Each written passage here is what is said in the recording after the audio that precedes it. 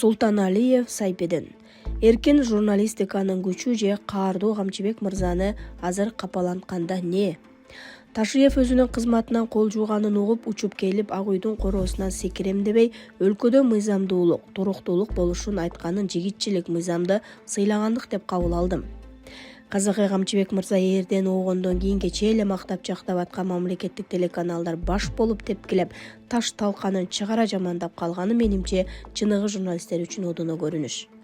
Укурук узун УКМКны жетектеп турганда айга күнгө айкөл даанышманга теңеп аткандар азыр кайда экенин Камчыбек мырза чырак күйгүзүп издесе да таппаса керек.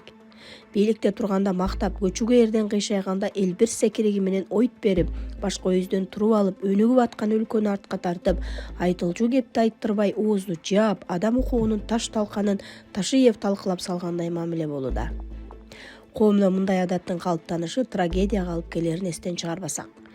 Эркен журналисттер башкалардан айырмаланып, Каардуу Камчыбек мырзанын оройлугу, кошоматчыларга обондуу угулуп, каарып сүйлөгөнүн кадырлап сүйлөдү, басмырлап айтканын баалап айтты деп кабыл алып аткан учурда да Ташиевден туура эмес жасап атканын материалдарга чыгарып турду.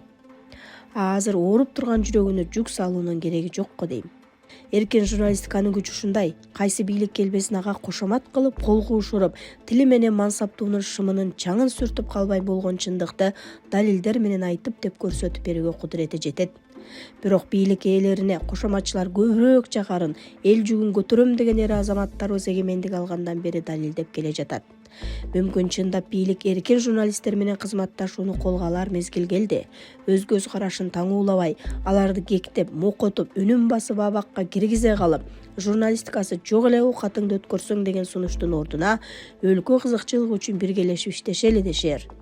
Кемчилигибизди айтып, абийирибизди ачпай жакшы гана нерселерди жазгыла дегендин ордуна кемтигибизди толуктап, тешегибизди бүтөгөнгө силердин саныңыздар керек деп. Сиздин айтканыңызга кошулбайм, бирок аны айтууга болгон укугуңуз өлгөнчө корголот. Сүйлөгөнүңүз үчүн абакка кетпейсиз, үнүңүз өчүрүлбөйт, үйүңүз тинтилбейт, жүрөгүңүз мокубойт, кадамыңыз токтобойт деп айтып эле тим болбой ишке ашырганга даремет жетер бекен деп жазат Султаналиев Сайпеден. Оштон экс-мэри Жеңишбек Токторбаев качабы? Соц тармакта Жеңишбек Токторбаевка карата оор айыптар тагылууда. Эң башкысы коррупцияга байланышканы расталабы? Бул таризде маалыматтар байма-бай чыгып, караламан калкты таң калтырууда. Ага карата арыздарда жазылып жатса, жыйынтыгында тергөө иштери башталабы? Айтор коомчулук Токторбаевке карата бийликтин чечимин күтүп калышты. Расмий орган үн ката элек. Мындай маал катуу учурунда Оштон экс-мэри өлкөдөн качып кетсечи, азыр баарын күтүүгө болот деп жазат Арыба Кейжи. Бакыт Төрөбаев кызматтан кетиши менен саясий упай алдыбы? Айыл чарба министрлигинен Бакыт Төрөбаев жогорку сый-урмат менен узады. Коллективи дүрүкүрөтө кол чаап, чепкен, тебетей кийгизишип, анан калса орун басары Жаныбек Кермалиев ичи ачышып жатканын да жашырбады. Бул жалпы тармактын маанайындай сезилди. Мындай жылуулук баарын эле буйрубайт эмеспи? 2 жылдан ашык министр болгон Бакыт Төрөбаев системага реформа жасап, жакшы иштегени коомчулукта да айтылууда. Буга чейин кайсы жетекчинин келип кеткени менен көпчүлүктүн иши деле жок. Бирок экс-министрдин каарманыбыздын орду өзгөчө көрүнүп, коомчулукта колдогон тарапташтары да арбын экен. Асыресе бийликтин беделине шек кетип калган жокпу? Аныгында Бакыт Төрөбаев чоң саясатчы катарында сыноодон өткөн. 11 жыл мурда эле Өнүгүү прогресс партиясын түзүп, парламентке командасы менен өтүп келгени белгилүү. Мындайча айтканда, ал кыргыздын белдүү уулдарынын бири. Кандай гана оор кырдаалдар болбосун, саясий күрөштөрдө четте калбай, позициясын билдирип, элдин таламын талашып келет. Түндүк түштүккө тең электораты жетиштүү. Кыскасы алдыдагы аламан күрөштө Бакыт Төрөбаев таасир жаратып, багын сынап көрөбү? Колдогон катмар сүрөп чыкса керек.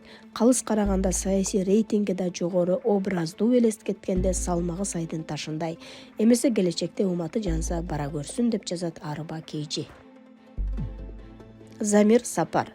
Тактыдагы кан жана жалгыздык. Ирандын лидери Али Хаменеи бүгүн өзү курган системанын туткунуна айланды. Эң аянычтуусу ал өмүрүнүн акырында да өз элине ата эмес кас болду. Көчөдө эркиндик сураган жапжаш уул кыздарын аеосуз атып, кырып жатканы бул жеңиш эмес, бул каарыган лидердин эң чоң жеңилүүсү.